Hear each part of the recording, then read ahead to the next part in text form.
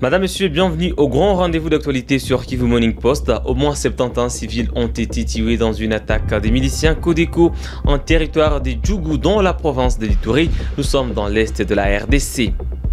Des combats ont été enregistrés ce mardi entre l'armée congolaise et les rebelles du 123 AFC sur l'axe Iousi-Calais Centre. Nous sommes dans la province du Sud Kivu. Des détonations d'armes lourdes et légères étaient encore entendues dans la zone.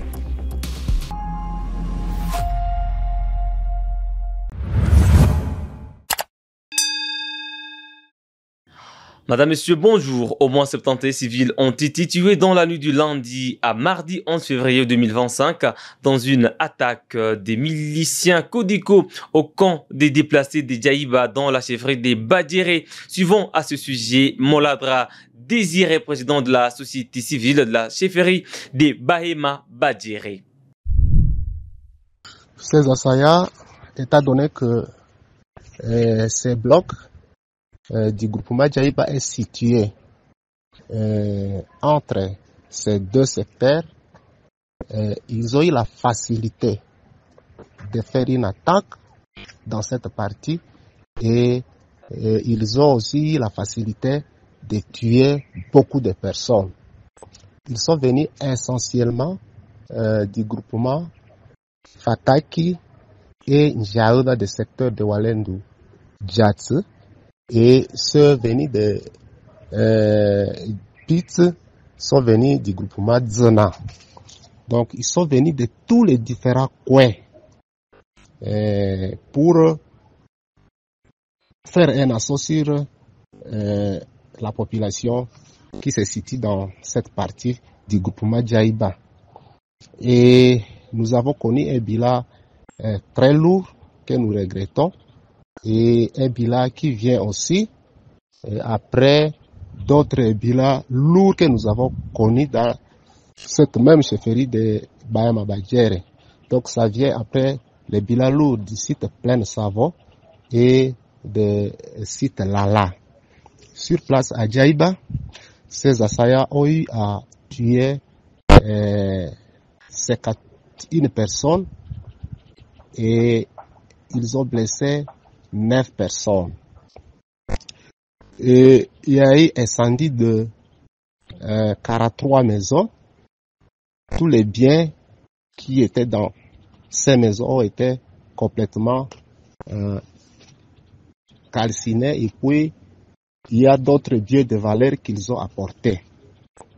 Donc voilà une situation pour ce qui est des bilans que nous présentons provisoirement parce que les fouilles continuent. Il y a d'autres endroits qui ne sont pas encore accessibles où on n'a pas su ramasser d'autres corps et aussi d'autres personnes blessées. Surtout que la sécurité est encore très fragile. Et c'est cela qui a fait d'ailleurs que la population maintenant a le dégoût de vivre dans cette zone. Ça a fait que les populations autochtones du village Djaïba et les populations déplacées qui vivent dans les sites Djaïba et d'autres dans les sites Loda ont trouvé refuge à Boulé. Direction la province du Sud Kivu après l'arrestation de plus de 80 militaires dans le territoire de Calais suite à une opération dirigée par le général de brigade Eonza André Ouketi. Les activités socio-économiques ont repris à Calais Centre, Kacheke, Kabamba et Katana, soutenus par les responsables administratifs et la société civile pour renforcer les liens civilo-militaires. Joint par Kivu Morning Post, le sous-lieutenant Meya Jérémy, directeur du service des communications et informations des forces armées de la RDC, adjoint et porte-parole du secteur opérationnel Sokola 2 Nord-Sud Kivu, s'exprime dans ses propos. Général de brigade Eonza André Ouketi, commandant du secteur opérationnel Sokola 2 Nord-Sud Kivu par intérim, a effectué du dimanche 9 à ce mardi 11 février 2025 une opération de fouille ayant conduit aux arrestations, acheminement à la prison centrale de Bukavu, et aux audiences foraines en matière répressive des militaires indisciplinés qui ont semé la terreur auprès de la population du territoire de Calais et de Kabar, pendant que les FARDC pourchassent l'armée rwandaise et ses patins du M23 dans la province du Sud Kivu. Ce qui a permis sans délai la reprise des activités socio-économiques à Calais Centre, Kacheke, Kabamba et la localité de Katana, sous l'appui des responsables administratifs ainsi que de la société civile, ont envie de renforcer les liens du mariage civilo-militaire.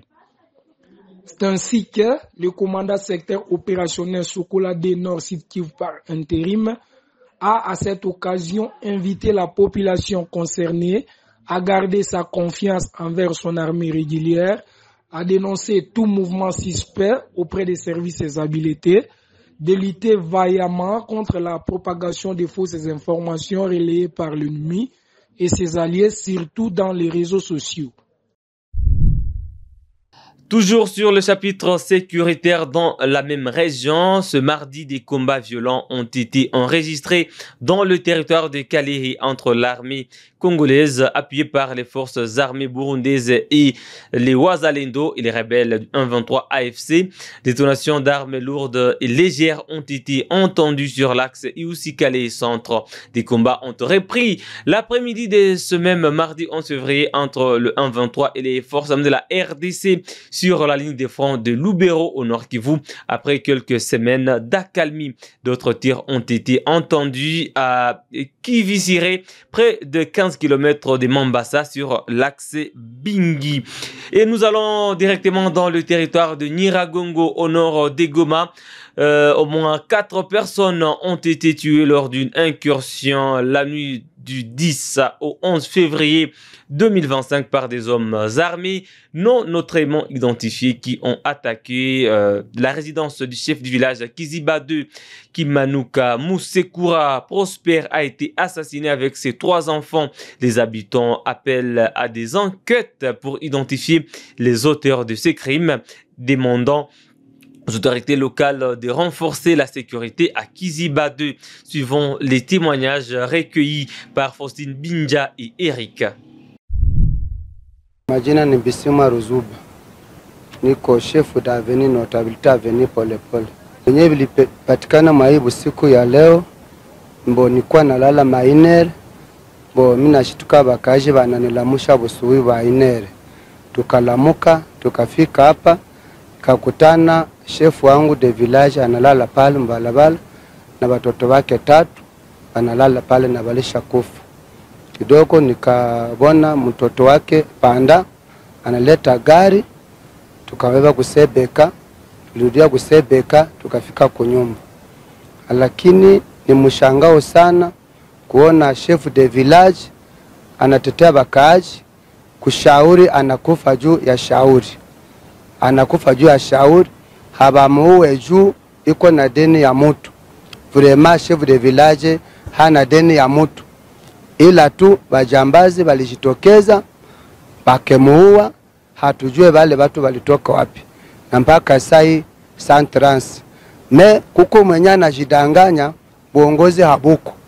Orokepa buongozi buko. Sisi tunajua ke buongozi buko. Yeye tunasi recommendation tunaomba mtusaidie mufike kule kwenye buongozi buko batupatie security paske hapa tuko saa yatima.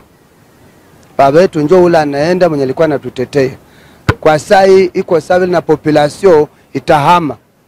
Kwenye panauya chef de village na familia yake vraiment tuko na boga sana.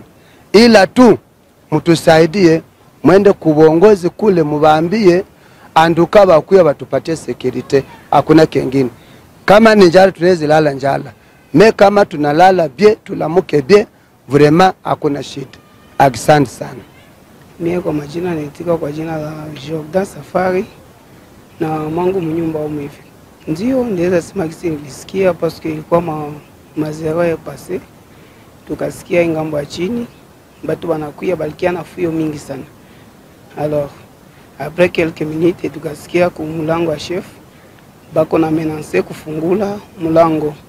Bama bakingia ku veranda mulango wa mbele bengine kwa nyuma. pour que kusikwe mtu mwenye atatoka. Alors bakaforce mulango ikafunguka, bakakamata chef, bibi akaanza négocier, bamurumie bakamtoa nje. Et après quelques minutes hivi tukasikia masasi napiga. Alors c'est lipiga vile balipenda bafanye menace ya mingi sana, lakini parce que balikuwa naongea lugha ya Lingala, ndio balikuwa naongea. Alors njo bakatoka bakaenda mama akakataza wenzabo basilete fuyo sana mkaksi, bakatoka bakaenda. Quelques minutes après kasikia bibi yake ametoka nje anaanzalia kama aliwaza banamwendana kumbe banamuua.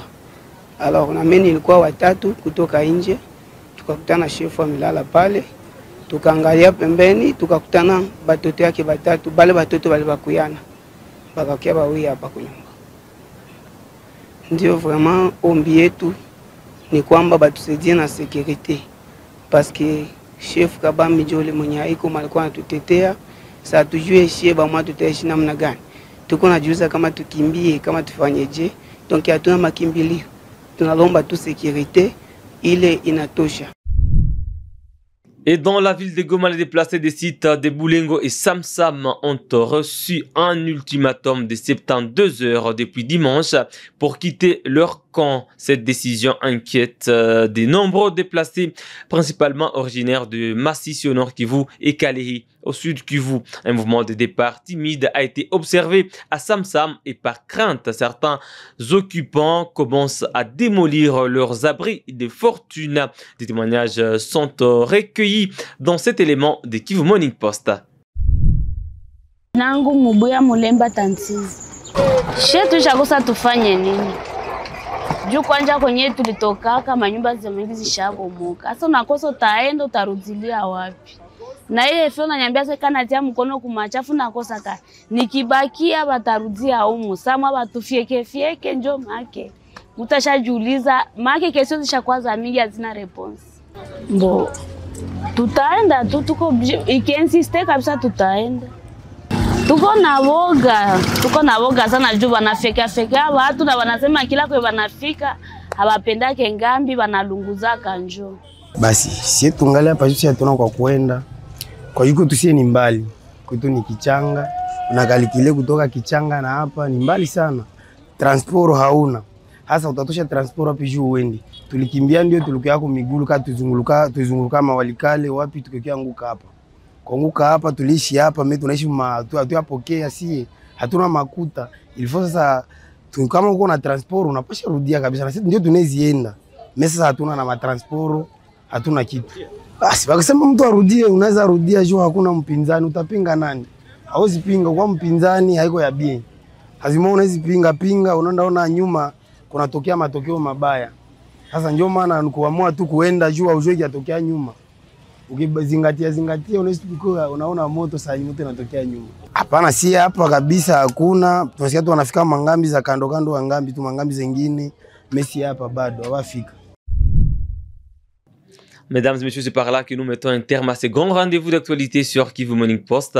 Merci d'avoir suivi du début à la fin. On se fixe un nouveau rendez-vous d'actualité. À très bientôt.